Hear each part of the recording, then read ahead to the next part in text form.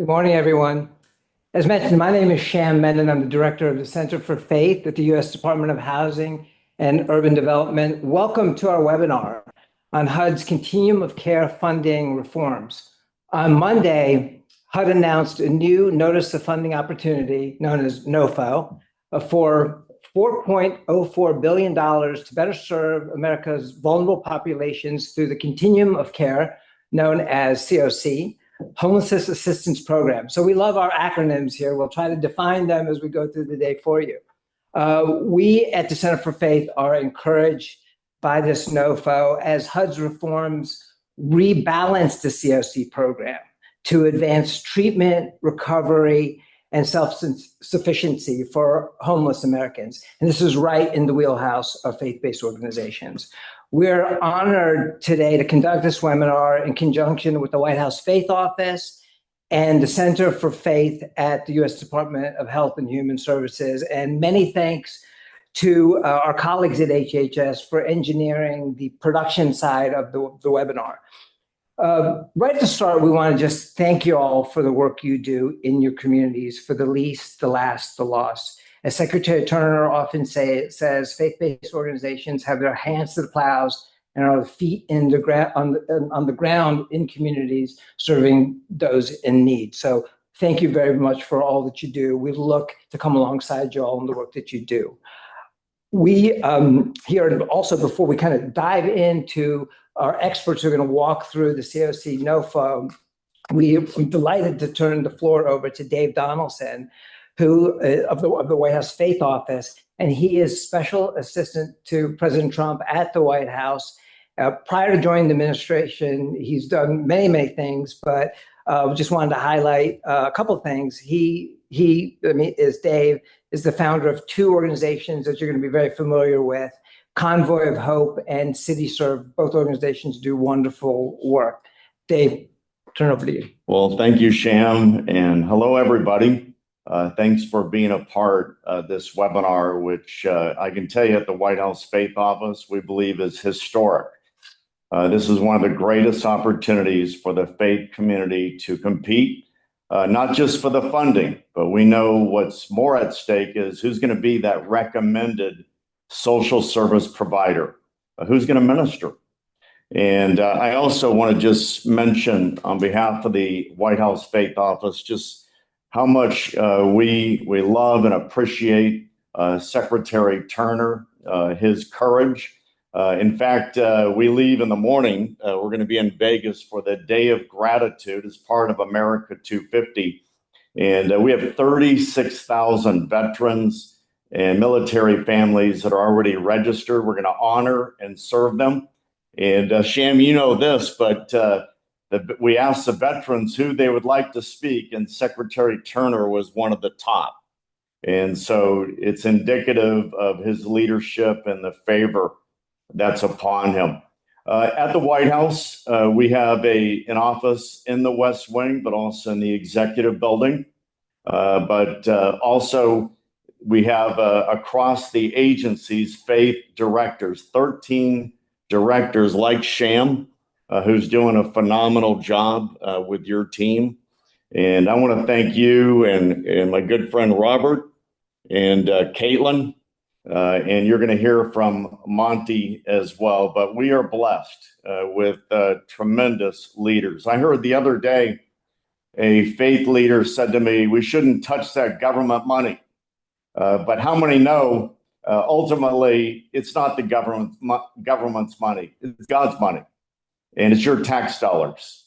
And so if we don't compete, again, if we do not compete, like with this HUD Continuum of Care, these funds by default are going to go to perhaps organizations that have values that you do not share. And so I cannot urge you enough to do whatever it takes to compete. And Caitlin and Robert, this is going to come around fast too, right? The second, third year. So, you know, we need to get in and really participate. I love what Sham wrote here, if I may. He said the Continuum of Care reforms focusing on promoting treatment, recovery, and self-sufficiency and it aligns perfectly with the holistic work of faith-based organizations and houses of worship, whether they be transitional housing or support services. And so that's so well said. With that, I have the pleasure of introducing the next speaker, and that is Monty Burke. And Monty is our director of the White House Faith Office at Health and Human Services. And before he got involved in all of this government stuff, he was a fighter. Monty, are you going to be participating in the UFC fight at the White House? I am trying my best to be on that mat somewhere with somebody for at least 2 minutes, Dave. 2 minutes, man. Okay, I'll put in a good word for you. But Monty served as a director of the faith-based initiatives for the Tennessee Department of Mental Health and Substance Abuse Services. And he built an innovative statewide model, partnering with thousands of houses of worship and organizations facing addiction and mental health challenges. And I've had the pleasure of working with him the last several months. And let me just tell you, this is a tremendous person. This is a leader. And you're an answer to prayer, Monty. And so we look forward to hearing from you. Go for it. Absolutely, man. And thank you so much, Dave. Thank you for the kind welcome. And if anybody in this audience knows Dave, Dave in his heyday would have been the best UFC fighter we've ever seen, because Dave has swung at many giants and figured out many innovative ways to take them down. So Dave, I have great gratitude for your leadership and for your pioneer work in opening the door for us as faith leaders across the federal government, because without your lock and step with the White House and your innovation and your work, we wouldn't be here today. So we all want to play that gratitude to you, friend. And I'm honored to be able to call you a friend. And so with that, I would love to also honor the White House Faith Office and the HUD Faith Office for this incredible collaboration in bringing this event together. This is the first time something like this has happened, and we know that this won't be the last. I've worked across many government sectors in my career, and this is the first time we have strategic alignment across the bow to make sure we get resources to people that we know can do it. Dave, something you said really hit home for me. You said that this is not our money. It's not government money. It's your money. And God has given us a unique space and place to be able to work with people to do the best and the most honest, true work to support our unhoused community across the country. Government cannot solve our nation's most complex challenges. The HUD Continuum of Care funding reforms come at a critical time. This moment calls for collaboration, clarity, and committed leadership at every level. It is our faith-based organizations, our houses of worship, and grassroots communities that are already on the front line, serving as the hands and feet of compassion and ministry. Right now, as communities grapple with a nationwide housing crisis, homelessness is at an all-time high. We know that stable housing is just one part of a major, massive equation. But to build true long-term sufficiency, you need true long-term community. Communities that understand vulnerabilities, communities that understand their people, and they have a cultural competency to be able to connect with people where government cannot. This is why it's an amazing opportunity that the 2026 Continuum of Care funding reform announced by HUD is so significant. By rebalancing the COC program to focus on diversity of solutions, including robust innovations in transitional housing and support services, this will be an opportunity for our faith-based communities to really get involved and not just be an ancillary resource, but be an infrastructure that can support housing people, not just during this administration, but henceforward. We know that our faith-based communities have been in this work and been in this space since long before we existed. So I want to continue to say that we honor you. We are thankful for you. And Dave and Sham, this is what an honor to be a part of something as unique as making sure that our faith communities are part of this built infrastructure and they're acknowledged for doing the work. And with that, I'll pass it back over to Sham. And Robert, it's good to see you too, my friend, and Caitlin as well. I feel like today is going to be a day to open doors for community collaboration that have never been opened before. Thanks very much, Monty. And as Monty mentioned, this is going to be a first in a series of webinars we're going to do in conjunction with the White House Faith Office and the various agencies. So there's other NOFOs, opportunities come from other agencies. We're going to work with our various other centers here, HHS, HUD, and all the other centers, the 13 that Dave mentioned, to offer these webinars. So stay tuned, please. Now we're going to dive into the COC NOFO. And so we have just two wonderful speakers. And let me introduce our first speaker who's going to tackle the NOFO for you and give an overview is Dr. Robert Marbett. He is absolutely an expert in the area of services to our homeless population. I'm just going to give you a couple of the highlights of his career. He currently serves as senior advisor in the Office of Community Planning and Development here at HUD. And in his prior life, he has worked on homelessness at the clinical and policy level for over 2 decades. He is the founding president of Haven for Hope, the largest homelessness transformational campus in the USA. He also in a prior life has been the executive director of the U.S. Interagency Council for Homelessness under both first Trump administration and under the Biden administration. He's a former mayor pro tem of San Antonio.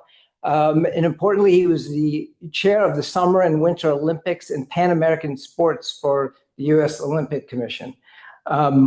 He wanted me to make sure that I said that he is a former president of the San Antonio Spurs Entertainment. So I think we know who he's rooting for. Go Spurs, go.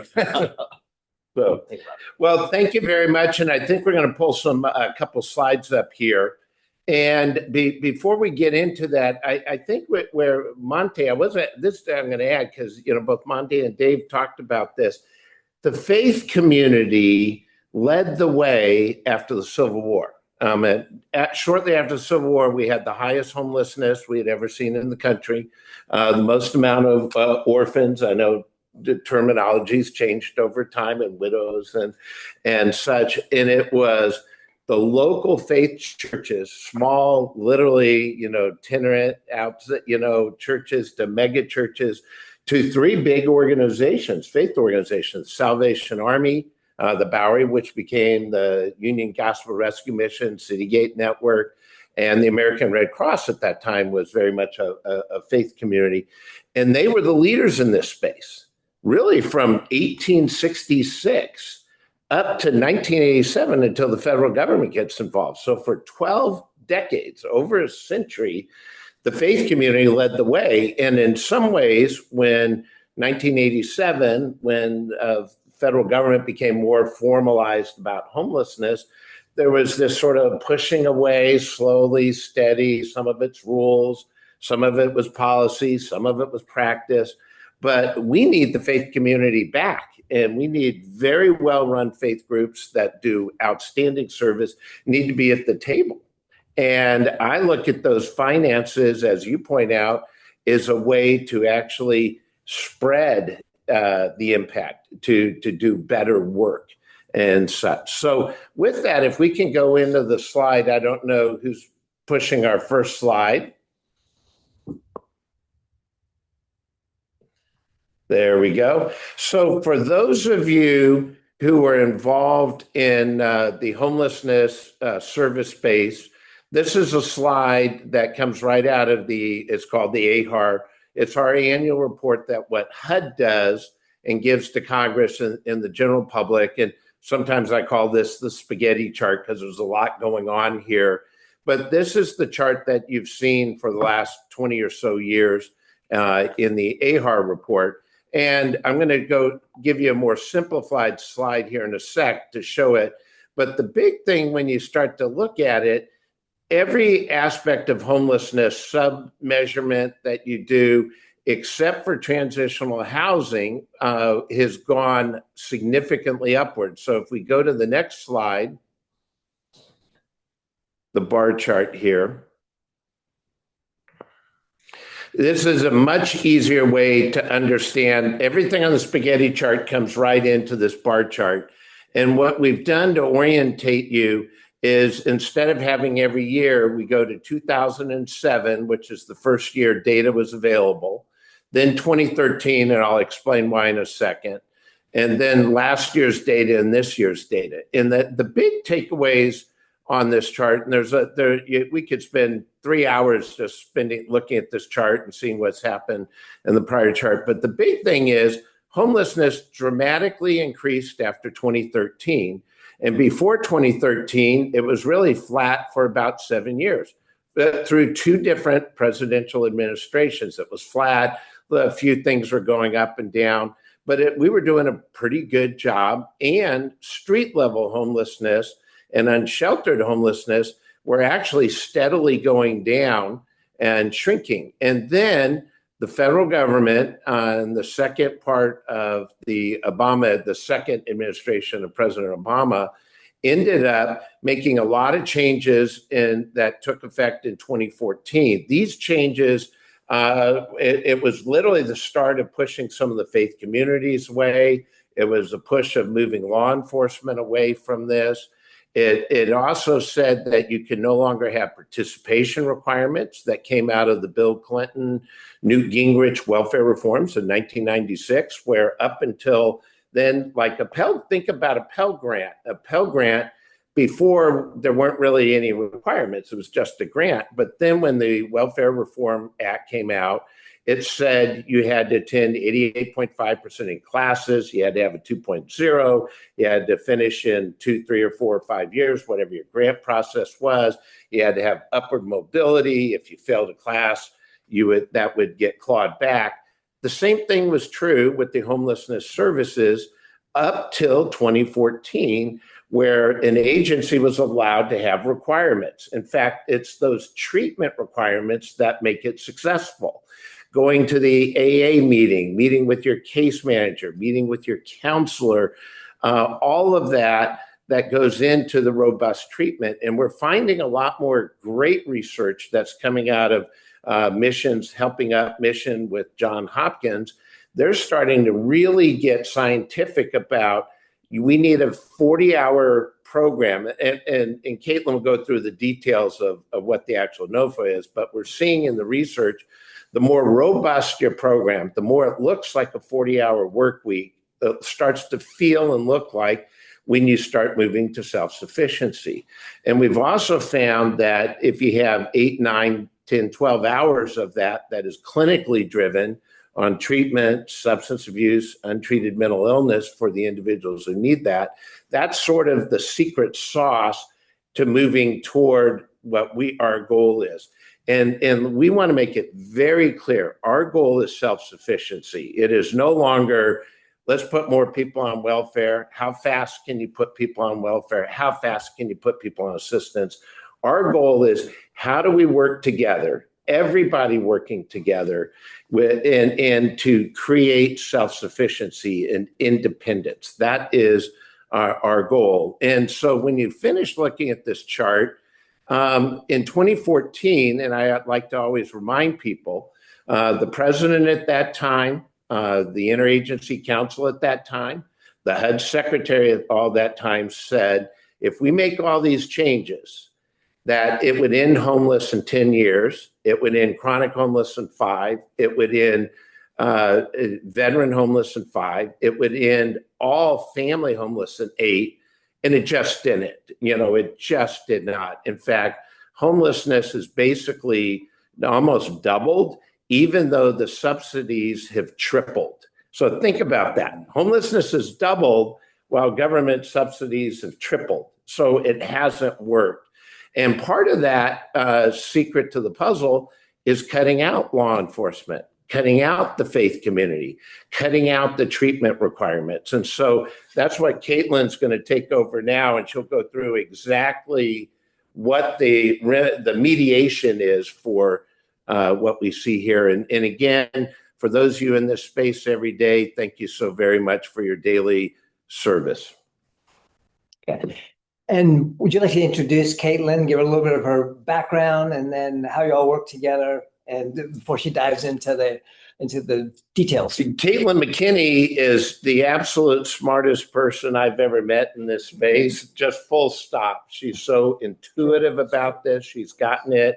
And when the White House and Secretary Turner saw how good she was, she got promoted in December. So she's now the Deputy Assistant Secretary, and she's basically in charge of all things homelessness. And she started at the Discovery Institute, and a lady of faith, so she's of faith, but also takes this from a science point of view, a data-driven point of view, and has been leading our way in the reforms and the development of this program called the NOFO. Thank you, Robert. That's a very kind introduction, and thank you to everyone who's joining us today. We are really excited here at HUD about this funding opportunity, the Continuum of Care NOFO for 2026. We can go to the next slide. Robert just did a great job of laying out the last 10 years of federal homelessness policy. And we think that today this funding opportunity makes the most significant reforms in the history of this program. The COC program is the largest federal assistance program to address homelessness. And on June 1st, on Monday, we published a competitive notice of funding opportunity, a NOFO, for just over $4 billion in funding for this program. The deadline for applications is August 26th. And as Robert just helped us unpack, the chief priorities from HUD for addressing homelessness that you'll see reflected in this NOFO are recovery, self-sufficiency, and public safety. Next slide. So we are making available the most amount of funding that has ever been available through the Continuum of Care program, just over $4 billion. And significantly, $1.3 billion of that funding is being set aside for new projects with a priority for transitional housing and supportive service projects. This is important and it's historic because for the last 10 years, the COC program has provided funding largely to the same set of organizations year after year after year, with very little competition and very little opportunity for new organizations to be at the table and receive funding. So by creating a set aside just over 30% of the total funds, we intend to open the door wide to broaden the pool of applicants that are joining us in the Continuum of Care program. And the deadline is August 26th. I'll give you now a high-level overview of the COC program, and we'll provide lots of resources for you to dig in deeper as well. Next slide. Here's a list of the eligible costs, uses of funding with COC dollars. We're looking at the full array of funding related to homelessness assistance, all the way from capital costs to operating, leasing and rental assistance, and importantly, supportive services. Next slide. So the list of costs that we just looked at fall into these different buckets of project types that you can operate through the COC program. We just talked about the set aside with a priority for transitional housing and supportive service only projects. Transitional housing is very flexible. It can be located in a single site or a scattered site. It can be tenant-based rental assistance, project-based rental assistance, and importantly, it's time limited to 24 months of assistance. Supportive service only projects are also very flexible and designed for providing services to people who are unsheltered or living in shelter. For example, street outreach, outreach teams with law enforcement, health clinics, behavioral health clinics, or the provision of services like job training or childcare inside of a shelter. We'll talk more about the supportive service costs in a minute. And then the other piece of the Continuum of Care program is permanent housing, so permanent supportive housing and rapid rehousing. As Robert just told us about, historically, permanent housing has made up the vast majority, close to 90% of the funding in this program. And we're changing that and opening the door for restoring balance to the Continuum of Care program so that it looks like a true continuum and not a one-size-fits-all approach. Next slide.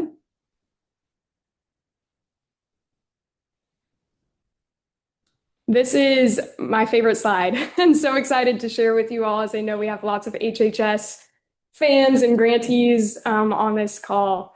But the supportive service costs that are eligible for funding under the COC program are expansive. We're looking at case management, childcare, job training, outpatient mental health services and substance use disorder treatment, outpatient health care, legal services, education. And we're going to send you links and resources so you can see these unpacked in further detail. All of these services can be provided inside of housing, so as part of a transitional housing project or permanent housing project, or they can constitute their own standalone project, so a treatment clinic or childcare inside of a shelter. Next slide. So the COC program is a little bit unique in that HUD grants directly to nonprofits. So it's not a block grant. It's not HUD giving funding to state and local government and then government trickling it down to nonprofits. As you'll see in the little graphic on the right, HUD grants directly to nonprofits and other organizations that are eligible for funding, but the COC, the Continuum of Care, is in charge of running a local competition on the ground to select the projects in their region that they want to receive funding and then elevate them up to HUD to be considered for funding. So there are almost 400 continuums of care across the country, and we'll make sure you have a link to find who the COC is in your area. Next slide.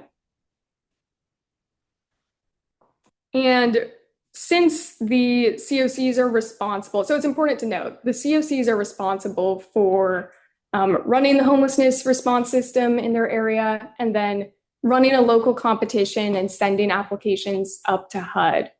And because of that, we think it's important to note the solo applicant appeal process, which has always been in place at HUD. And this is a process that allows you to appeal a rejection. So if you attempt to participate in the COC process on the ground and you believe that you're not provided a reasonable opportunity to participate, you can apply directly to HUD for funding. So we encourage everyone to find out who your COC is, work with them, build a relationship with them, and also be mindful of this appeal process. Next slide. We will make sure you all get this full list of links to resources. There are two on this slide that are really important that I encourage everybody listening to make sure that they click on and acknowledge. The first is Find My COC. So in order to apply for funding under this opportunity, you have to work with your continuum of care. And there's a link to find who the COC in your area is. Sometimes the COC represents a city, sometimes it represents an entire state. So just find the COC in your area. And then the second really important one on this list is the last one, to sign up for the COC mailing list and make sure that you do not miss a single update that comes out of the HUD office as the competitive process continues. And I believe that's our last slide. Thank you. So folks, we have hundreds of people on the line, so we weren't able to take individual questions through the chat or otherwise, but we thought might be useful is Robert and Caitlin have traveled the country and they talked to dozens of organizations and faith-based organizations included. So we have kind of an idea of the frequently asked questions that we think might enrich the conversation. So I'm just going to pose them to you. And Dave, if you have any specific questions, feel free, or Monty, to ask as well. So with respect to the reforms set forth in the NOFO, and then in particular serving this population, can you explain in greater detail the relationship between kind of our housing focus here at HUD and the health and human services focus at HHS? Yeah, well, this is why we're so excited to be partnering closely with HHS. For a long time, HUD's position on homelessness has been that it's largely a housing problem. And we think that that's not true. We think if you walk the streets of any major city in America, you know that that's not true. And so we're so excited to partner with SAMHSA to acknowledge the reality of addiction and mental illness for people who are homeless and make sure that they get those services that they need. Housing alone is not going to solve addiction. So this NOFO provides lots of incentives and opportunities, not just for funding for sober living, recovery housing, treatment beds, but just also incentivizing COCs to ensure that treatment and recovery is at the forefront of their work on homelessness in their community. Anything to add to that, Roman? I would just say this, the other partner who's been just great on this is the White House Drug Czar office, Director Sarah Carter and Dr. Lev in her shop. And because I always say it, we've made it so easy in this country to get high and so hard to get treatment. We need to flip that on the head and make it easy to get treatment and hard to get high. I mean, I think that's really our drug problem, in terms of the demand side. Of course, you have the supply side, you got interdict and that, but the top, and you'll see this in a lot of what Caitlin's written into the NOFO.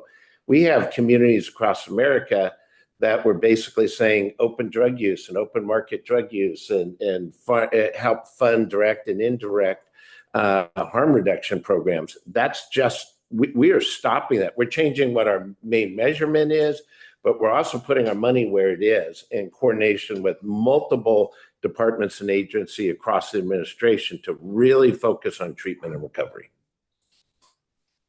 Thanks for that. And so we talked about supportive services and supportive services only. So, and I know this is spelled out in a NOFO, but can you explain right now in a little bit greater detail, what is the difference between supportive services and supportive services only?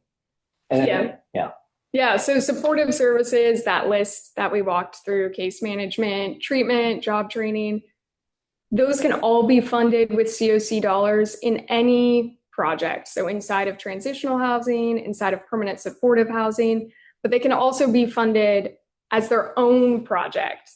And that's a supportive service only project. And that can be a standalone site. So it could be like a healthcare clinic for the homeless. It could be an outreach team or like a mobile street health outreach team. It could also be the provision of supportive services inside of a shelter. So like a job training program inside of shelter or a childcare program inside of shelter. Shelters only, is that something that is? It has to serve sheltered or unsheltered, and we'll provide some additional resources. We're going to have a HUD webinar just on the supportive service only project type. In recent years, HUD has actually prohibited applicants from applying for supportive service only projects. So we're really excited to be bringing it back. It's a big part of the continuum. So it appears to me that over the last several years, faith-based organizations have not felt welcome into competing for these funds, and in fact haven't been welcome if you into the COC program. So do you agree, number one, and then if so, why has that been? First off, absolutely agree. As a person who was we call it Haven for Hope was faith inspired. We have mostly faith partners, and over and over and over, just the rules were becoming so onerous, so problematic. So we were going to have to change who our identity was, who our DNA was, and so both through policy and practice, it sort of pushed the faith community out and said, you're not welcome. And then we started finding out, and this came from a meeting at your shop 2 years, almost a year and a half ago now.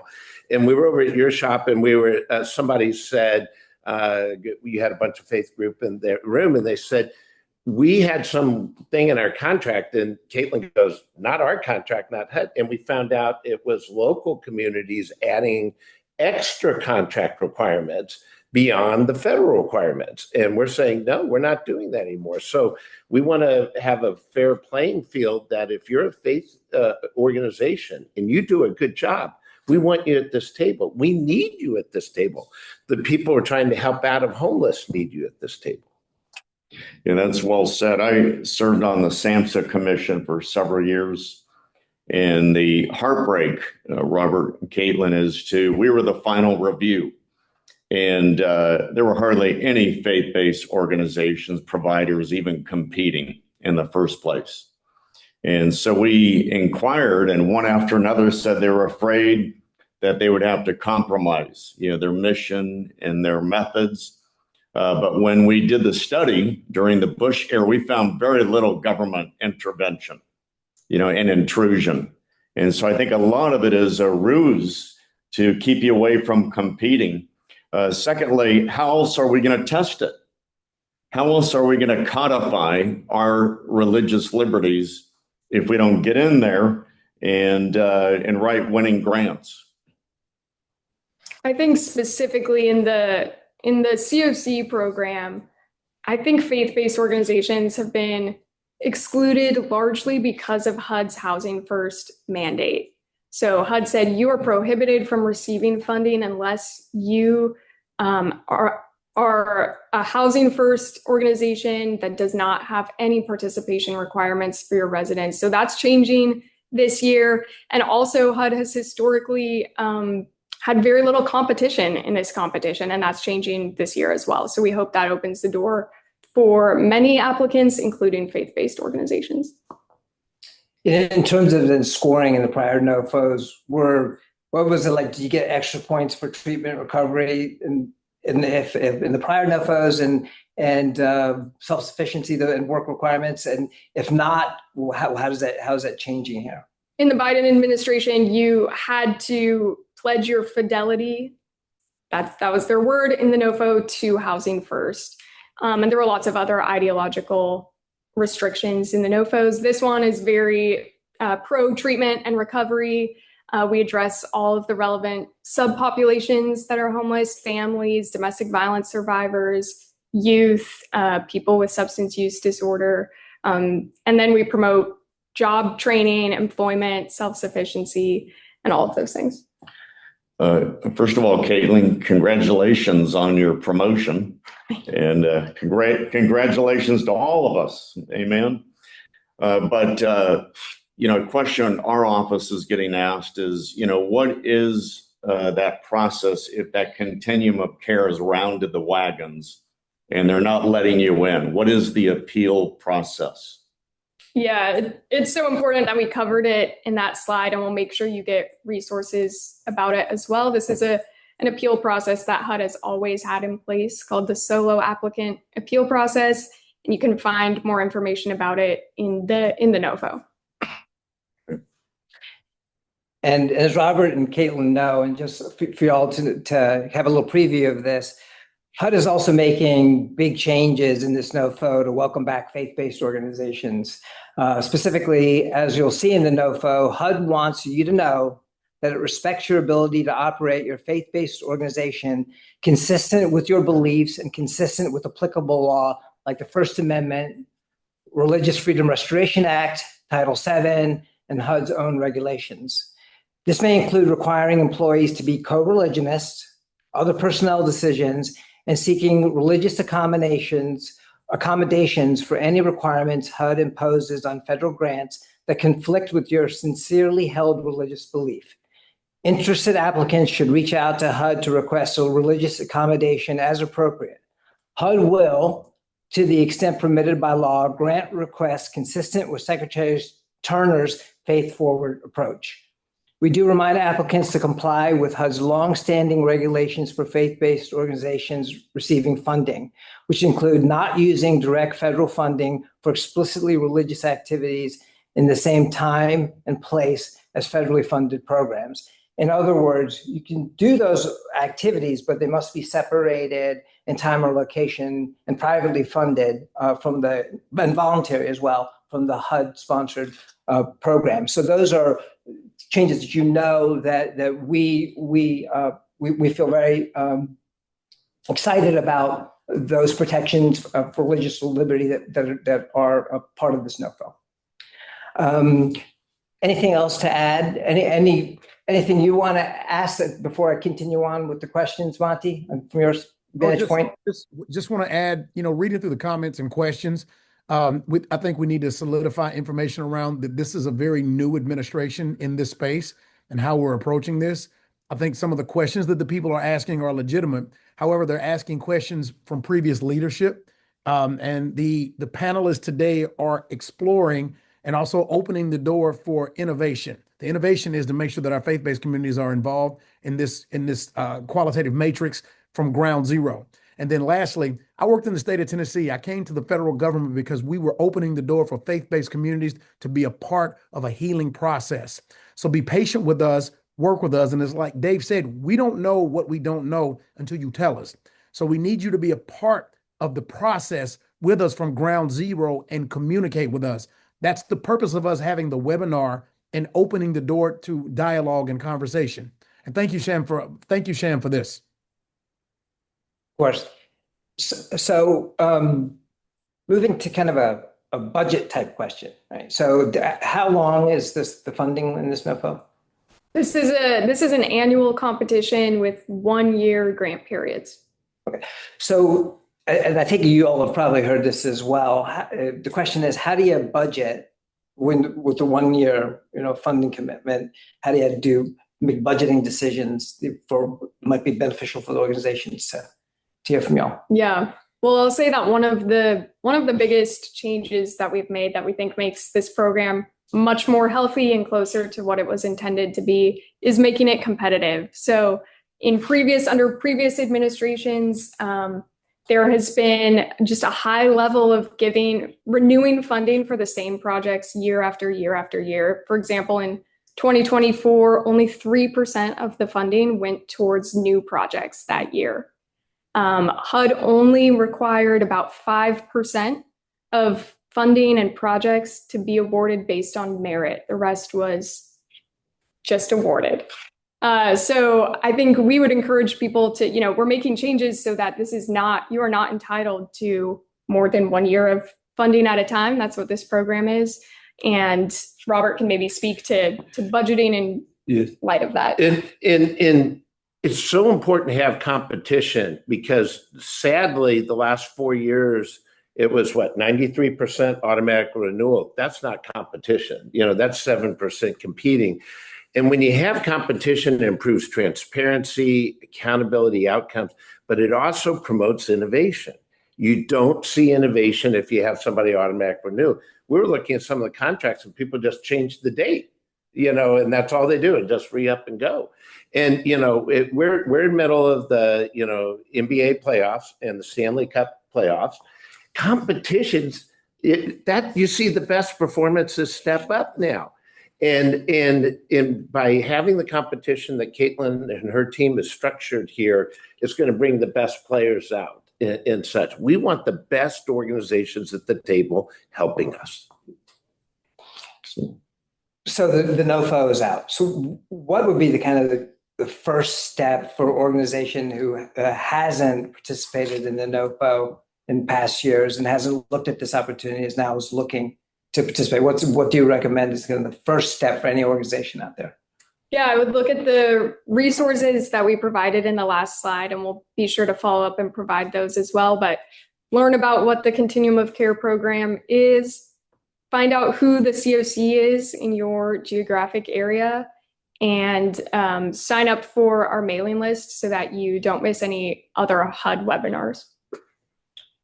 Robert, from your experience out in the field for all of these years, can you share a couple of characteristics of a faith-based organization when they're looking at funding opportunities that would be kind of fit into the continuum and kind of as restructured? Yeah, that's a great question because I think there's probably a philosophical answer there. But if you look at the really high-performing faith partners who work in the homelessness area, and I probably shouldn't go into naming because if I start naming, we're going to go through a list. But the best ones have a compassion and accountability together. And when you put those together, you get great outcomes. But if you have compassion without accountability, you get enablement. And so I think one characteristic of well-run faith programs in all social service space, but homelessness, is they have accountability with compassion together. They bring them together. They're also very innovative. To Monty's point, they're very innovative, but they're also very outcome oriented. And we're also trying to get a real North Star about self-sufficiency going. We don't want to be our secretary, Secretary Turner at HUD, talks a lot about that support should be a trampoline, not a hammock. I just think that is such a great visual analogy. We want to get you, bounce you out of this and get you out of it, not put you in 40 years of welfare. That's not dignifying. You can't afford that as a country, and that's not good for the fabric of a local community. Thanks. And Kate, anything to add, or? That was great. Okay. So, and I know this is covered in the NOFA, but Caitlin, can you just describe a little bit transitional housing? Describe what that actually is in obviously in comparison to permanent housing. Yeah, transitional housing is one component of the continuum of care, and it's very broad and flexible. It's housing that's limited to 24 months of assistance with the purpose of moving individuals into long-term housing. We think that should be self-sufficiency and market rate housing. But it's flexible. It can be rental assistance of all forms. It can be housing all in one location or scattered throughout a community. And then back to supportive services, as we're kind of talking through supportive services, you gave a list of examples, and some of them are very obvious, mental health services and the like. How do things like such as educational services, legal services, how can you, because they're under supportive services, there's quite a breadth of services that folks can consider, and they might not think of it when you're thinking about the continuum of care opportunity. Yes, everyone listening should go click on the link to look at our continuum of care rule and regulation, which details all of the eligible costs for each of those supportive services. So it will tell you, here's what's eligible for education or legal services or job training. And you listed the resources on the HUD website, and are there any other kind of things that are coming, like frequently asked questions or anything that we're working on that we can share and Yes. that we know that is forthcoming? Sign up for the mailing list so that you will get updates from us on HUD webinars, FAQs, detailed instructions, and all of that additional information. And if you're an organization that's sort of been thinking about, going into the space of homelessness and you've not been a long-term provider, we're going to have a toolkit that's I think half the federal government's been involved in developing this toolkit. The key leaders are the Drug Czar office out of the White House Faith Office, HHS, HUD in particular, but many other. And we're going to have it's going to be about 30, 40 pages, and it'll be a toolkit of like, how do you get started? So if you're a church in a town of 20,000 people and don't really have the continuum care down the street, what would you go to do about it? So we're going to, beyond what we're doing with the NOFA, we've got toolkit come out. There's going to be a lot more information coming out. And if you get on all these mail lists, then the information is very important to sign up so you can get that. But the toolkit will be a very practical how to get started if you're an organization that's never been in the space. Now, if you've been in this space, everything that you'll read in what Caitlin's put together will make a lot of sense. And definitely go under the click-on. She has 2 or 3 click-ons inside, and it just gives you this laundry list. I mean, it's just that you go through it and you're going, wow, that's what people need. And so it's available there. And can you speak just a little bit also about from the collaborative applicant, COC, they had a prior competition. What is that? There's not probably a typical, but can you give a sense for organizations out there and kind of the urgency maybe to really contact the COC at this point? Yeah, so there's just under 400 COCs across the country. As I said earlier, they vary largely. Some are as big as an entire state. Some are, a portion of a city. But the COC and the collaborative applicant is in charge of running a local competition on the ground to select projects based on our NOFO and then make a single application to HUD for funding. So if you don't know who your COC is, we've provided a link so that you can find them. Right. Anything to add? We're good. Okay. Well, I think we've gone through the frequently asked questions or anything you think that I missed that we should ask or at this point. So we want to thank you all for joining this webinar. As you can tell and hear from the speakers, we have a crisis when it comes to homelessness, and we're just really excited about this COC NOFO. And for all of us in the room and Monty, it breaks our heart. We see our brothers and sisters who are homeless, our neighbors there, and we have to do better. And so we really encourage you to take a look at this NOFO. It is absolutely a wonderful job that Robert and Caitlin did putting it together, and the rest of the community and plan development office here at HUD under the leadership of Secretary Turner. So we do encourage you to take a careful read of it. And we're at the Center of Faith, both at HUD and at HHS and the White House Faith Office. We're here to serve you. Please reach out to us with any questions, anything we can do. We're here to, as now, to engage you in the conversation, facilitate also the relationship with our program offices, and to empower you and support you in any way that we can. So with that, we'll give you a couple more minutes out of your day back, and we'll bid you a good rest of the day. Take care and God bless.